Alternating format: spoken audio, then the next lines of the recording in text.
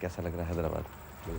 बहुत अच्छा मौसम है भाई। इराक से भी बेहतर है। अभी तो इराक थोड़ी देखा था। कसरत भी करते हैं, थोड़ा खाना भी खाते हैं।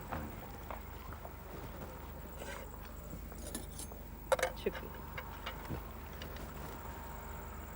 अब कैसी है शाहिदा? पागल है, चिल्ला रखकर अपना हाल बेहाल कर लिया उसने। वो तो हशमत साहब ने उसे सही वक्त पर अस्पताल भिजवा दिया, और न जाने क्या हो जाता। सब ऊपरी दिखावा है, सारा किया धरा उनका है। तलाक की तलवार लटका दी और दूसरा निकाह कर लिया। क्यों? आपका किया धरा कुछ नहीं है?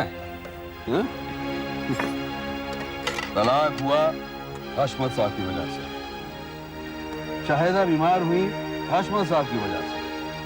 अब कह दीजिए कि हैदराबाद में दंगे भी हुए हशमत साहब की वजह से। अब्बाजान, दंगे तो होने ही थे। किसी मलऊन इंसान ने लिख डाली किताब रसूल पाक के खिलाफ, तो क्या हम चुप रह जाते? दंगों में तो आप भी शामिल थे। नहीं, वो तो बस यूं हुआ, ये बाजार गया हुआ था, लोगों ने साथ कर लिया। इनकी गलती पे पर्दा मत डालिए। आपने वो कहानी नहीं सुनी। एक बार एक चोर पकड़ा गया, उसकी माँ उसे मिलने के लिए जेल में गई। उस चोर ने अपनी माँ का कान काट दिया, थैंक यू, और कहा कि अगर पहली चोरी के वक्त तुम चुप न रही होती, मुझे टोका होता, तो आज मैं जेल में ना होता। बात ये नहीं है कर्नल साहब, बात मजहब की है। हमारे मजहब के खिलाफ कोई बोले तो क्या हम चुप रहें? नहीं, जिसने किताब लिखी है, क्या वो यहां रहता है? क्या वो किताब यहां छपी है? आप लोगों ने जिनके घर जलाए, जिनके दुकानें जलाई, जिनको मारा, क्या उनका उससे कुछ ताल्लुक था? बात यहाँ शाहिदा की हो। नहीं जरूरी, बात है मेंटेलिटी की, दिमाग की। इन दंगों और शाहिदा के पीछे एक ही दिमाग है, अपनी की तरफ नहीं, दूसरों पे इल्जाम लगाना।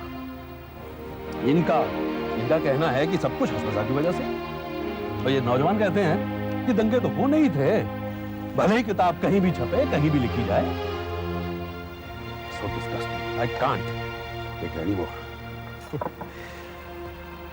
आपका फरमाना ठीक है कर्नल साहब, पर आप जब भी आते हैं हमें ही कुछ कहते, हमारी ही खता बताते। Right. I do it deliberately. Army में सिखाते हैं कि अपने सामने वाले को इल्जाम मत लगाओ, अपने गिरेबान की ओर ध्यान कर देखो, और देखो कि तुमने गलती कहां की है, ताकि उस गलती को सुधार सको, दोबारा वो गलती ना करो। और दूसरे की खूबी देखो, ताकि उसकी खूबी अपना सको, अपने अंदर पैदा कर सको। ये आपके लिए कहना आसान है कर्नल साहब, क्योंकि आप कामयाब हो। लतीफ को देखो, कहां इसने कोशिश नहीं की, लेकिन इसे किसी ने नौकरी नहीं दी, क्योंकि हम दूसरे मजहब के। जवान, क्या करते हो? कहां तक पढ़े हो? जी, MA अरबी में। कौन सी डिवीजन में? जी, दूसरे। फिर तो इन्हें स्कूल या कॉलेज में नौकरी नहीं मिल सकती। ये अरबी को अंग्रेजी में ट्रांसलेट करना जानते हो?